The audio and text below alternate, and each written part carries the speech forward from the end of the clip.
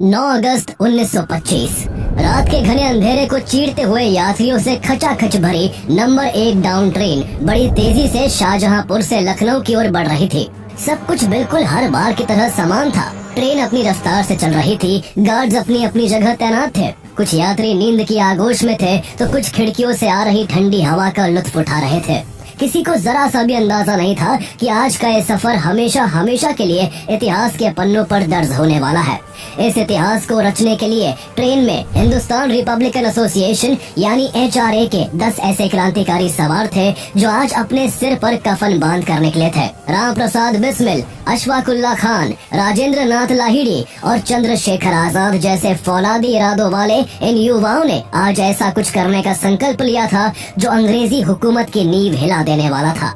ये वो समय था जब भारत ब्रिटिशर्स के जुल्म के साए में सांस ले रहा था। लोग अपने ही देश में गुलामों की जिंदगी जीने को मजबूर थे। बात बात पर अंग्रेजों की लाठी खानी पड़ती, किसानों का शोषण होता और आम आदमी भारी टैक्स के तले दबकर घुट घुट कर जिंदगी जीता। हिंदुस्तान को अंग्रेजों से आजादी चाहिए थी, लेकिन आजादी की क्रांति के लिए हथियार चाहिए थे और हथियारों के लिए पैसा। इस पैसे की तलाश ने ही राम प्रसाद बिस्मिल और उनके साथियों को इस ट्रेन में लाया था। ट्रेन में गार्ड्स की सुरक्षा में लोहे का एक संदूक था जिसमें वो पैसे थे जो अंग्रेजों ने भारत के लोगों से जोर जबरदस्ती टैक्स के रूप में वसूले थे। क्रांतिकारी इसी सरकारी खजाने को लूटकर अंग्रेजी हुकूमत के मुंह पर इनकलाब का एक जोरदार तमाचा मारना चाहते थे। रात के घने अंधेरे में ट्रेन जब अपने रास्ते पर अपनी रफ्तार से चल रही थी, तभी काकोरी स्टेशन के पास ट्रेन की इमरजेंसी चेन खींच दी जाती है और तेज दौड़ती ट्रेन अचानक थम जाती है। राम प्रसाद बिस्मिल और उनके साथी बंदूक की नोक पर ट्रेन के गार्ड से वो लोहे का संदूक अपने कब्जे में लेते हैं और उसमें रखे सारे पैसों को लेकर रात के अंधेरे में गायब हो जाते हैं। पीछे रह जाती है अंग्रेजों के लिए हवा में गूंजती हुई ललकार भरी आवाज, सरफरोशी की तमन्ना अब हमारे दिल में है, देखना है जोर कितना बाजुए कातिल में है। ये कहानी है काकोरी ट्रेन एक्शन की, जो कोई डकैती नहीं बल्कि क्रांति की शुरुआत थी। भारत की आजादी की जंग में ये एक ऐसी साहसी चिंगारी थी जिसने ब्रिटिश राज को हिला कर रख दिया था।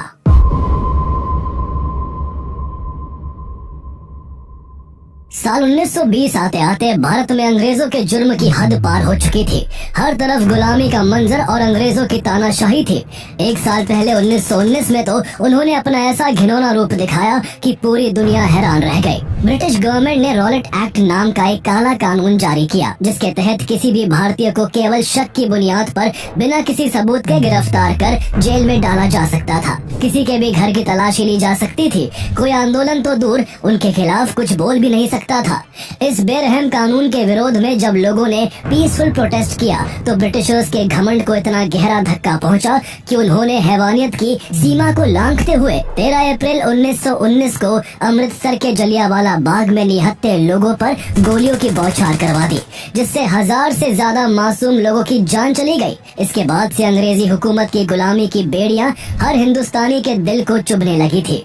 लोगों में गुस्सा था और वो अंग्रेजों को इस सच्चाई से रूबरू करवाना चाहते थे कि वो जिस देश में अपनी तानाशाही चला रहे हैं वो देश उनका नहीं, भारत के लोगों का है। गांधी जी ने 1920 में नॉन कोऑपरेशन मूवमेंट का ऐलान कर दिया। उनका प्लान साफ था कि ब्रिटिशर्स इस देश में सिर्फ इसलिए टिके हुए हैं क्योंकि उन्हें यहाँ से प्रॉफिट हो रहा है। अगर अंग्रेजों को हर तरह का सहयोग बंद कर दिया जाए तो उनका मुनाफा मिट्टी में मिल जाएगा।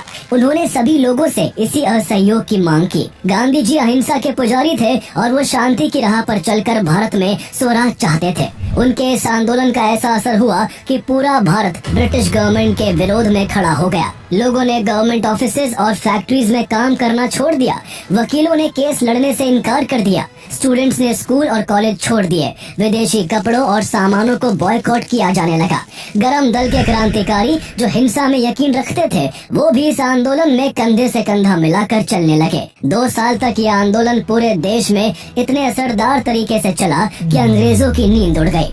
ऐसा लगा कि शायद अब जल्द ही गुलामी की जंजीरें टूट जाएंगी। लेकिन 1922 में कुछ ऐसा हुआ जिसने सब कुछ बदल कर रख दिया। 4 फरवरी 1922 को उत्तर प्रदेश के चौरी चौरा में जब लोग शांतिपूर्ण प्रदर्शन कर रहे थे, तब प्रोटेस्ट को कंट्रोल करने के लिए पुलिस ने उन पर गोलियां चला दी। 3 प्रोटेस्टर्स की जान चली गई और कई लोग घायल हो गए। जवाबी कार्रवाई में गुस्साई भीड़ ने पुलिस थाने में आग लगा दी, जिसमें 22 पुलिस वाले मारे गए। इस हिंसा की खबर जब गांधी जी तक पहुंची तो उन्हें गहरा धक्का पहुंचा और उन्होंने नॉन कोऑपरेशन मूवमेंट को तुरंत रोक दिया। उनके इस फैसले ने इस आंदोलन से जुड़े देश के नौजवानों को रोष से भर दिया। राम प्रसाद बिस्मिल, अशफाक उल्लाह खान, सचिंद्र नाथ सान्याल और चंद्रशेखर आजाद जैसे युवा क्रांतिकारियों का खून खौल उठा। इन नौजवानों का अब गांधी जी की अहिंसा की नीति से भरोसा उठ चुका था। उन्हें समझ आ चुका था कि आजादी मांगी नहीं, छीनी जाती है और ये अंग्रेज बातों से मानने वाले नहीं है। इसलिए इन्हें देश से खदेड़ने के लिए अब हथियार उठाने ही होंगे। यही से एक नई क्रांति का जन्म होता है और राम प्रसाद बिस्मिल, अशफाक उल्लाह खान, सचिंद्र नाथ बख्शी, सचिंद्र नाथ सान्याल और जोगेश चंद्र चैटर्जी मिलकर 1924 के दौरान हिंदुस्तान रिपब्लिकन एसोसिएशन यानी HRA नाम की एक रेवोल्यूशनरी पार्टी की नींव रखते हैं। राम प्रसाद बिस्मिल, जो इससे पहले भी कई रेवोल्यूशनरी एक्टिविटीज में हिस्सा ले चुके थे, वो क्रांतिकारी होने के साथ साथ एक कवि भी थे, जिनकी रचनाओं में भी आजादी की ललकार थी। उन्होंने बहुत कम उम्र में ही अंग्रेजों को देश से भगाने की कसम खा ली थी। उनमें इतनी गजब की लीडरशिप क्वालिटी थी कि युवा उनके एक आह्वान पर उनके पीछे पीछे चल देते थे। उनके सबसे भरोसेमंद साथी अशफाक उल्लाह खान थे, जिनका उनसे धर्म अलग था, परवरिश अलग थी, लेकिन सोच एक थी, आजादी। इन दोनों की दोस्ती इतनी गहरी थी कि एक दूसरे के बिना कोई प्लान पूरा नहीं होता था। अशफाक भी एक शायर थे, जिनकी शायरियों में क्रांति की आग होती थी। HRA के बनने के बाद से ही उससे धीरे धीरे काफी युवा जुड़ने लगे। इन्हीं में से एक चंद्रशेखर आजाद थे, जिनका नाम ही क्रांति का पर्यायवाची बन गया। नॉन कोऑपरेशन मूवमेंट के दौरान जब उनकी उम्र मात्र 15 साल थी, तब उन्हें गिरफ्तार कर लिया गया था। जब उन्हें जज के सामने पेश किया गया था और जज ने उनका नाम पूछा था, तो उनके जवाब ने सबके होश उड़ा दिए थे। उन्होंने अपना असली नाम चंद्रशेखर तिवारी ना बताकर अपना नाम आजाद और अपने पिता का नाम स्वतंत्रता बताया था। 15 साल के नौजवान के इस जोश भरे अंदाज से जज इतना नाराज हुआ कि उसने चंद्रशेखर को 15 कोड़े मारने की सजा सुना दी थी। इस घटना के बाद से ही उनका नाम चंद्रशेखर आजाद पड़ गया। राम प्रसाद बिस्मिल के नेतृत्व में क्रांतिकारी युवाओं का ये कोई साधारण ग्रुप नहीं था, बल्कि ये वो तूफान था जो देश में एक ऐसी क्रांति की शुरुआत करने जा रहा था जो ब्रिटिश गवर्नमेंट की रातों की नींद और दिन के चैन को मिट्टी में मिला देने वाला था। बहुत ही कम समय में HRA के इलाहाबाद, आगरा, कानपुर, वाराणसी, लखनऊ, शाहजहांपुर और सहारनपुर जैसे शहरों में सीक्रेट बेस बन गए। इसके अलावा कलकत्ता और देवगढ़ में बॉम्ब मैन्युफैक्चरिंग यूनिट्स भी सीक्रेटली ओपन की गई। अमेरिका की ब्रिटेन से आजादी की कहानी ने राम प्रसाद बिस्मिल को बहुत इंस्पायर किया था, इसलिए उन्होंने 1 जनवरी 1925 को HRA का एक 4 पेज का मैनिफेस्टो पब्लिश किया। इस मैनिफेस्टो को द रेवोल्यूशनरी नाम दिया गया, जिसमें आर्म्ड रेवोल्यूशन के दम पर federal Republic of United states of India बनाने की घोषणा की गई। HRA के मेंबर्स ने ये 4 पन्नों का पर्चा हिंदुस्तान के कोने कोने में फैलाना शुरू कर दिया। इसमें खुलकर महात्मा गांधी की नीतियों की आलोचना करते हुए अहिंसा के रास्ते को आजादी की लड़ाई में एक कमजोर कड़ी बताया गया और नौजवानों से HRA में शामिल होने और बंदूक उठाकर आजादी छीनने की अपील की गई। ये मैनिफेस्टो जब अंग्रेजों के हाथ लगा तो उनके होश उड़ गए। वो इतनी बेबाक भाषा देखकर हैरान थे। वो हवा की तरह फैल रही इस क्रांति को थामना चाहते थे, इसलिए फौरन कई स्टेट्स में HRA के मेंबर्स को पकड़ने के लिए छापेमारी होने लगी। इसी क्रम में सचिंद्र नाथ सान्याल और योगेश चंद्र चटर्जी को बंगाल से गिरफ्तार कर लिया गया। 2 बड़े लीडर्स के अरेस्ट होने के बाद HRA की सारी जिम्मेदारी राम प्रसाद बिस्मिल के कंधों पर आ गई। बिस्मिल के सामने चुनौतियों का पहाड़ खड़ा था। एक तरफ ब्रिटिश सरकार क्रांतिकारियों की आवाज को दबाने की हर संभव कोशिश कर रही थी, तो दूसरी ओर HRA को ऑपरेट करने के लिए फंड्स की भारी कमी होने लगी थी। उन्हें हथियार खरीदने के लिए ट्रेनिंग, नेटवर्किंग और अंडरग्राउंड ऑपरेशंस चलाने के लिए पैसा चाहिए था, जो कि उनके पास बिल्कुल नहीं बचा था। उनकी जेबें खाली थी। उनके ऊपर पहले से ही बहुत कर्ज हो चुका था। लोग भी अंग्रेजों के डर से चंदा देने से घबराते थे। इसलिए शुरुआत में राम प्रसाद बिस्मिल ने अपने साथियों के साथ अमीर और धन्ना सेठों को लूटने की कोशिश की। पीलीभीत के बिजपुरी और प्रतापगढ़ के द्वारिकापुर में ऐसी कोशिशें हुई, लेकिन जितनी मेहनत हुई उतना पैसा नहीं मिला। ऊपर से ऐसी चोरियों से संगठन की बदनामी भी होती थी। बिस्मिल ने जल्द ही फैसला किया कि अब ये भारतीय अमीरों को नहीं लूटेंगे, लेकिन पैसे की समस्या जस की तस बनी रही। थी। बहुत से तरीके सोचे गए कि पैसों का इंतजाम कहाँ से हो। इसी सोच विचार में गुम एक दिन राम प्रसाद बिस्मिल ट्रेन से शाहजहांपुर से लखनऊ अपने कुछ कॉमरेड से मिलने जा रहे थे। तब उन्होंने कुछ ऐसा देखा कि उन्हें अपनी समस्या का हल मिल गया। उन्होंने लखनऊ स्टेशन पर देखा कि स्टेशन मास्टर एक थैली लेकर आया और ट्रेन के गार्ड को पकड़ा दी। गार्ड ने वो थैली एक संदूक में डाल दी।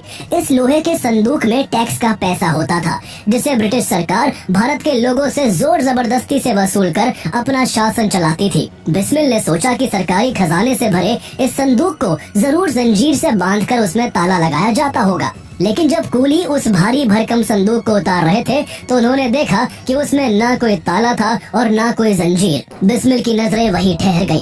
उन्होंने उसी समय तय किया कि अगर लूटना ही है तो फिर सरकारी खजाने को ही क्यों ना लूटा जाए। उन्होंने सोचा इस पैसे से न केवल आजादी की लड़ाई के लिए हथियार खरीदने का इंतजाम होगा, बल्कि ये डकैती क्रांतिकारियों के लिए अंग्रेजों के दिल में दहशत भी भर देगी। इसके बाद वो उस ट्रेन का नंबर, ट्रेन किस किस दिन कहां से चलती है, ये सारी जानकारी इकट्ठा करके एक रणनीति बनाने में जुट गए। जब उनका पूरा प्लान तैयार हो गया तब वो अपने कुछ भरोसेमंद HRA के सदस्यों को शाहजहांपुर एक मीटिंग के लिए बुलाते हैं। HRA के मेंबर कई शहरों और राज्यों में फैले हुए थे, इसलिए कोई आगरा से आता है, कोई लखनऊ से, तो कोई काशी या बंगाल से मीटिंग के लिए पहुंचता है। उस मीटिंग में राम प्रसाद बिस्मिल ट्रेन को लूटने के आइडिया को डिस्क्लोज करते हैं। उन्होंने पूरी योजना को विस्तार से समझाया कि शाहजहांपुर से लखनऊ के लिए नंबर 1 डाउन ट्रेन जाती है, जिसमें एक गार्ड की निगरानी में एक लोहे का संदूक होता है, जिसमें भारतीयों से वसूला गया टैक्स जमा होता है। उन्हें इसी पैसे पर हाथ मारना है। इसके लिए HRA के मेंबर्स ग्रुप्स में बंटकर शाहजहांपुर से ट्रेन में चढ़ेंगे। लखनऊ से कुछ किलोमीटर पहले ही एक छोटे से सुनसान स्टेशन काकोरी के पास ट्रेन की चेन खींच दी जाएगी, जिसके बाद ट्रेन के रुकते ही वो सभी गार्ड के केबिन में पहुंचकर रुपयों से भरे संदूक पर कब्जा कर लेंगे। उनकी बात खत्म होते ही चंद्रशेखर आजाद ने सवाल किया कि अगर किसी वजह से चेन खींचने के बावजूद ट्रेन नहीं रुकी तो हम क्या करेंगे। ऐसी सिचुएशन से निपटने के लिए बिस्मिल ने समाधान दिया कि हम में से कुछ लोग ट्रेन में फर्स्ट क्लास और कुछ लोग सेकंड क्लास डिब्बों में चढ़ेंगे। अगर एक बार चेन खींचने से ट्रेन नहीं रुकती है तो दूसरी टीम अपने डिब्बे में चेन खींचकर ट्रेन का रुकना सुनिश्चित करेगी। उनके इस प्लान को लेकर शुरू में कुछ सदस्यों को हिचकिचाहट थी, लेकिन जब बिस्मिल ने कहा कि ये काम हमारे लिए कोई चुनाव का विषय नहीं है, बल्कि ये आज के वक्त की जरूरत है। अगर हम यूं ही हाथ पर हाथ रखे बैठे रहे तो ना जाने देश को अंग्रेजों की गुलामी और कब तक सहनी पड़ेगी। उनकी ये बात सुनकर सभी वीर नौजवान देशभक्ति के जज्बे से भर उठे। उन्होंने बिस्मिल के आगे प्रतिज्ञा ली कि वो इस मिशन को जरूर सफल करेंगे। लेकिन इस जोश भरी सभा में एक शख्स ऐसा भी था जो बिल्कुल चुप था। ये कोई और नहीं बल्कि बिस्मिल के सबसे सच्चे साथी अशफाक उल्लाह खान थे। उनको डर था कि कहीं इस ट्रेन एक्शन में किसी मासूम यात्री को नुकसान ना पहुंच जाए, इसलिए उन्होंने पूरी सभा में कहा कि हम इस काम को जरूर करेंगे। इससे न केवल हमें हथियार खरीदने और क्रांति को तेज करने के लिए धन हाथ लगेगा, बल्कि सरकारी खजाने के लूटने से अंग्रेजों की ताकत पर एक काला धब्बा भी लगेगा। लेकिन हमें इस बात का खास ध्यान रखना होगा कि हमें किसी भी हाल में किसी भी हिंदुस्तानी की जान नहीं लेनी है। उनकी ये बात सुनकर राम प्रसाद बिस्मिल का सीना चौड़ा हो गया।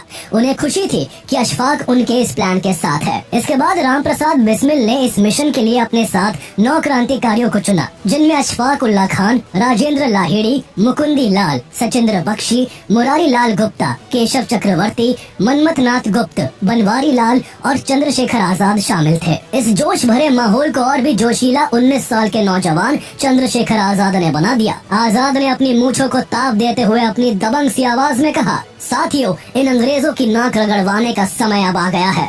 इसके बाद पार्टी कार्यालय देशभक्ति नारों से गूंज उठा। उन सभी वीर नौजवानों को पता था कि वो कितना बड़ा जोखिम मोल लेने जा रहे हैं।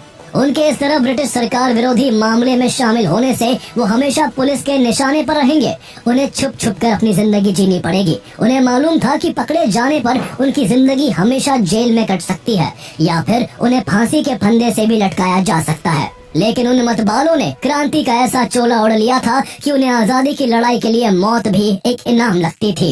इस कारनामे के लिए 9 अगस्त 1925 का दिन चुना गया। 9 अगस्त की शाम सभी 10 के 10 लोग शाहजहांपुर रेलवे स्टेशन पहुंच जाते हैं। सब अलग अलग दिशाओं से आए थे। कोई भी एक दूसरे की तरफ नहीं देख रहा था। सब ऐसे व्यवहार कर रहे थे जैसे कि अनजान मुसाफिर हो। सबने रोजमर्रा के कपड़े पहन रखे थे। उनमें से 4 के पास बंदूकें थी, जिन्हें उन्होंने अपने कपड़ों के अंदर छुपा रखा था। जब number 1 down train Shahjahanpur railway station पर आ खड़ी हुई तो सभी ने ट्रेन में चेन के पास वाली जगह ली ताकि उन्हें ट्रेन रोकने और फिर नीचे उतरने में ज्यादा समय न लगे। काकोरी स्टेशन के बाद चेन खींचने का काम राजेंद्र नाथ लाहिड़ी का था, इसलिए वो अशफाक और सचिंद्र बख्शी के साथ सेकंड क्लास डिब्बे में थे। राम प्रसाद बिस्मिल और बाकी के 6 लोग अलग डिब्बों में थे। कुछ वक्त के इंतजार के बाद ट्रेन ने सीटी दी और धीरे धीरे शाहजहांपुर स्टेशन को पीछे छोड़ दिया। बिस्मिल ने अपनी आंखें बंद की और गायत्री मंत्र का जाप करने लगे। इसी बीच सभी 10 रेवोल्यूशनरीज ने मुंह पर एक कपड़ा बांध लिया ताकि मिशन के दौरान कोई उनकी शक्लें ना देख सके। धीरे धीरे शाम ढलने लगी और ट्रेन रात के अंधेरे को चीरते हुए अपनी रफ्तार से चलती रही। जैसे ही ट्रेन काकोरी स्टेशन के पास पहुंची, राम प्रसाद बिस्मिल को काकोरी स्टेशन का साइन बोर्ड दिखाई दिया। उनकी सांसें एकदम तेज हो गई और उनका दिल तेजी से धड़कने लगा। ट्रेन ने जैसे ही काकोरी स्टेशन को छोड़ा, उसके कुछ ही देर बाद लखनऊ स्टेशन से 15 किलोमीटर पहले राजेंद्र लाहिड़ी ने इमरजेंसी चेन को खींच दिया। अचानक जोर की आवाज हुई और ट्रेन उसी जगह पर रुक गई जहां उन्होंने तय किया था। इस रुकावट के साथ ही मिशन शुरू हो गया। बिस्मिल ने तुरंत अपनी पिस्टल निकाल ली। उनके बाकी साथी भी तुरंत एक्टिव हो गए। बंदूक की नोक पर ड्राइवर को कंट्रोल में ले लिया गया।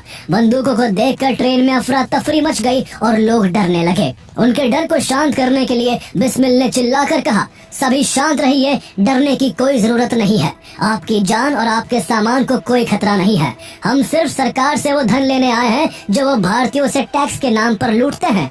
अगर आप अपनी सीट पर बैठे रहेंगे तो आपको कोई नुकसान नहीं पहुंचाया जाएगा। इसके बाद बिस्मिल, लाहिड़ी, अशफाक और आजाद ने गार्ड केबिन में घुसकर गार्ड को काबू में कर लिया। उन्होंने साफ शब्दों में कहा, अगर आप हमारे साथ सहयोग करेंगे तो आपको कुछ नहीं होगा। इतना सुनते ही गार्ड की पकड़ रुपयों से भरे लोहे के उस संदूक पर से ढीली पड़ गई। वो लोहे का संदूक काफी भारी था, उसे लेकर भागा नहीं जा सकता था, इसलिए अशफाक संदूक के ताले को एक बड़े से पत्थर से तोड़ने लग जाते हैं, लेकिन कई प्रयासों के बाद भी वो कामयाब नहीं हुए।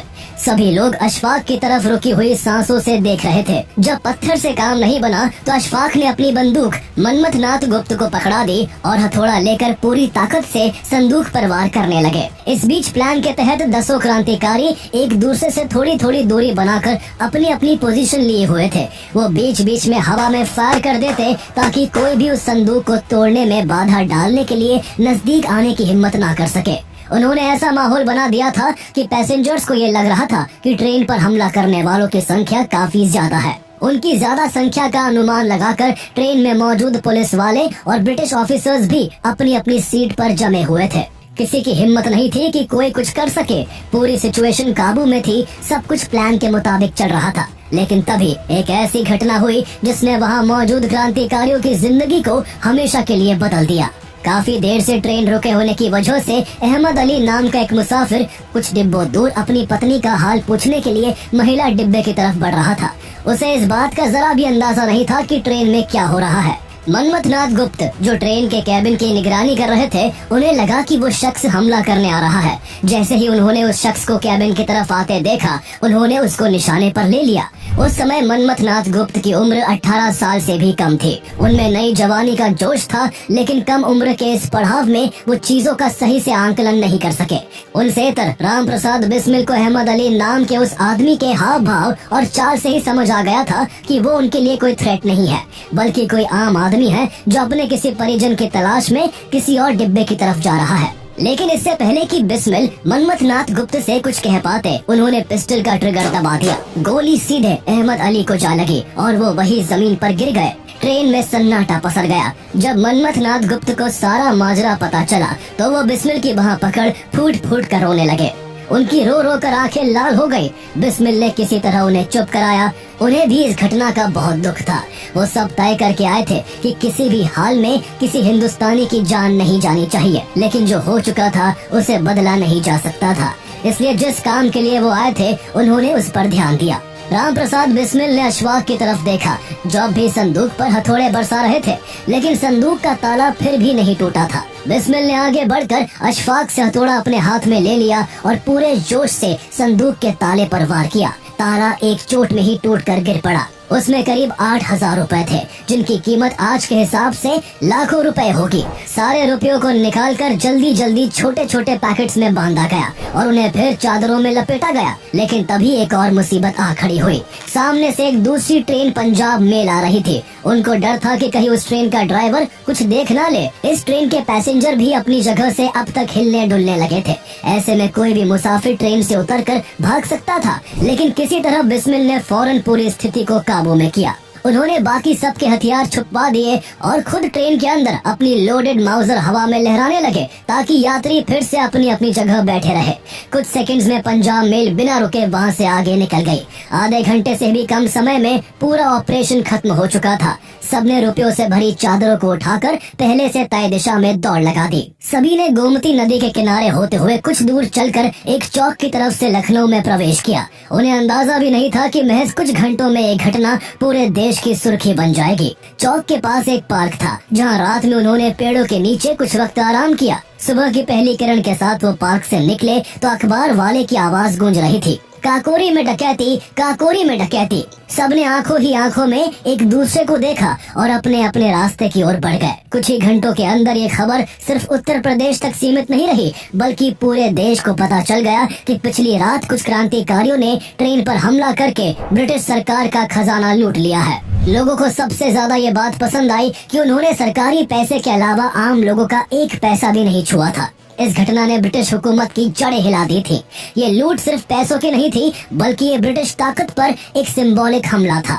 ये एक ऐलान था कि भारत के लोग अब चुपचाप अंग्रेजों की गुलामी नहीं सहेंगे, बल्कि अब आजादी के लिए उस जगह वार किया जाएगा जहां से ब्रिटिश हुकूमत को सबसे गहरी चोट पहुंच सके। ब्रिटिशर्स को भी ये बात समझ आ चुकी थी। उन्हें न सिर्फ सरकारी पैसे के लुटने से भारी शर्मिंदगी का सामना करना पड़ रहा था, बल्कि ये डर भी सता रहा था कि अगर उन्होंने क्रांतिकारियों को नहीं पकड़ा तो ये क्रांति की आग पूरे देश में फैल जाएगी, जो उनकी सरकार की नींव हिला कर रख देगी। यही वजह थी कि ब्रिटिश सरकार ने इस इंसिडेंट को लेकर बहुत कड़ा रवैया अपनाया। सरकार ने मामले को जल्द से जल्द सुलझाने के लिए ये केस रेलवे पुलिस से लेकर क्राइम इन्वेस्टिगेशन डिपार्टमेंट CID को हैंडओवर कर दिया। क्रांतिकारियों ने सोचा था कि उन्होंने कोई सबूत पीछे नहीं छोड़ा है, पर उन्हें जरा भी अंदाजा नहीं था कि अफरा तफरी में उनसे एक चादर वही छूट गई थी, जिस पर शाहजहांपुर के एक धोबी का निशान था। ये वही सुराग था जिससे इन्वेस्टिगेशन टीम को अंदाजा हो गया कि इसके पीछे शाहजहांपुर के क्रांतिकारियों का हाथ है। पुलिस ने शाहजहांपुर में उस धोबी को भी ढूंढ लिया, जिससे उसे पता चला कि ये चादर हिंदुस्तान रिपब्लिकन एसोसिएशन HRA के एक सदस्य की है। CID ने तुरंत HRA को निशाना बनाया। सैकड़ों संदिग्धों पर नजर रखी गई। डाक खानों की निगरानी बढ़ा दी गई। काकोरी ट्रेन एक्शन में शामिल लोगों की गिरफ्तारी के लिए 5,000 रुपए के इनाम का ऐलान कर दिया गया। इनाम के पर्चे सभी शहरों के रेलवे स्टेशन और थानों पर चिपका दिए गए। सभी क्रांतिकारी पुलिस की पकड़ से बचने के लिए छिपे हुए थे। बिस्मिल को इस बात की चिंता नहीं थी कि वो अगर पकड़े गए तो उन्हें क्या सजा मिलेगी, बल्कि उन्हें इस बात का डर था कि अभी तो उन्होंने क्रांति का पहला कदम उठाया था। अभी तो उन्हें देश के कोने कोने में आजादी की ऐसी मशाल जलानी थी जिसमें जलकर ब्रिटिश हुकूमत खाक हो जाए। इसलिए वो भी अंडरग्राउंड हो चुके थे।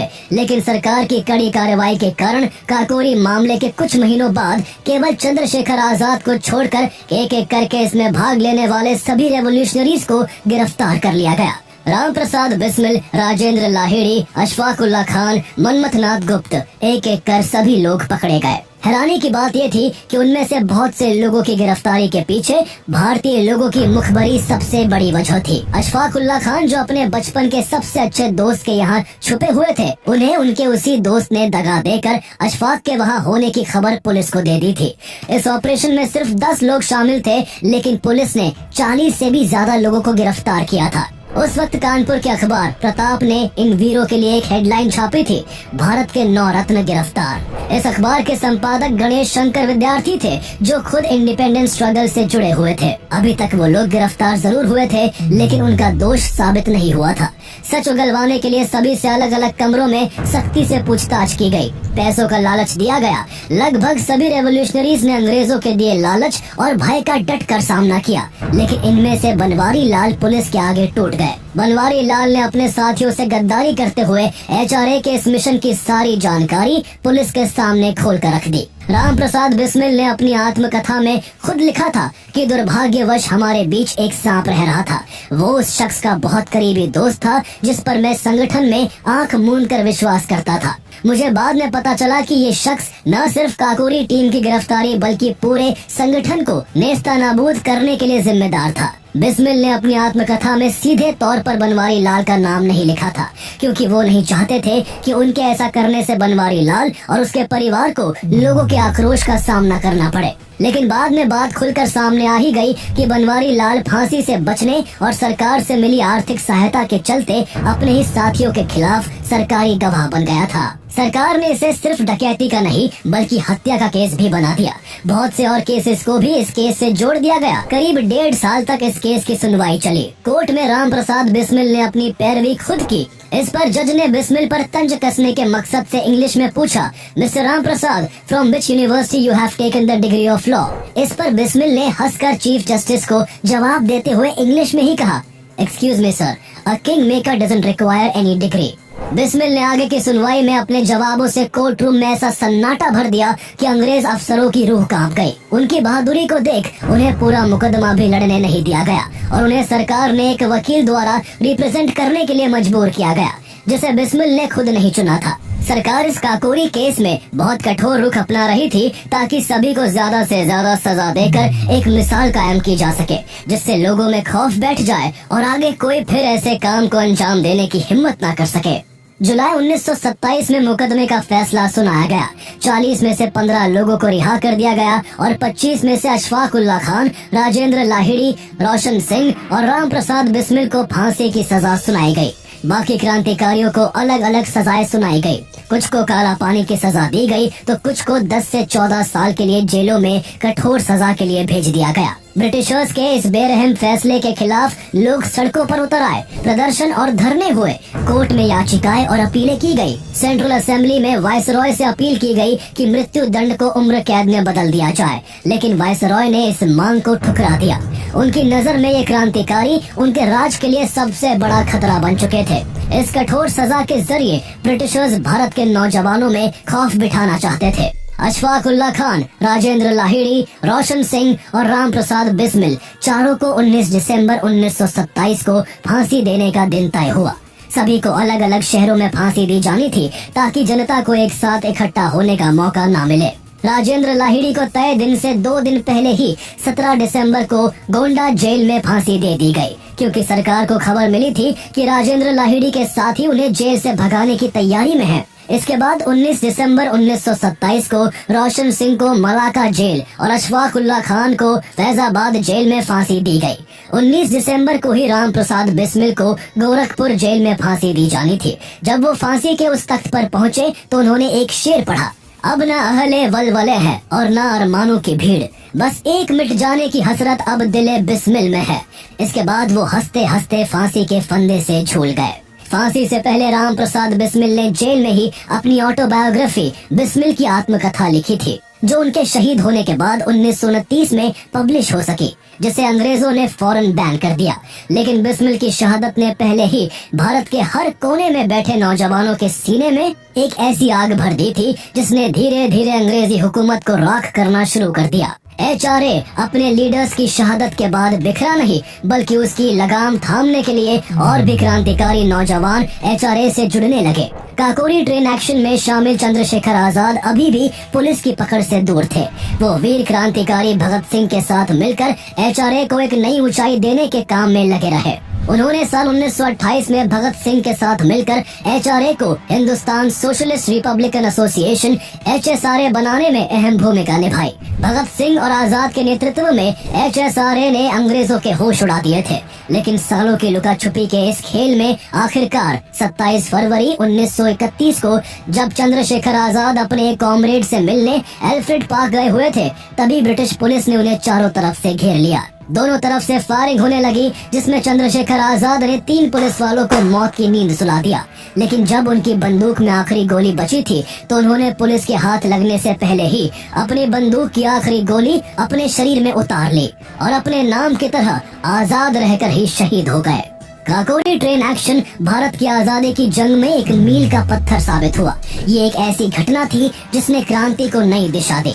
उन सभी फ्रीडम फाइटर्स की शहादत आजादी की नींव का वो पत्थर बनी जिस पर 1947 में मिली आजादी की इमारत खड़ी हुई। जिस काकोरी स्टेशन के पास ये एक्शन हुआ था, वहाँ आजादी के कई सालों बाद शहीद स्मारक बनाया गया, जो उन वीर क्रांतिकारियों के बलिदान की हमें आज भी याद दिलाता है।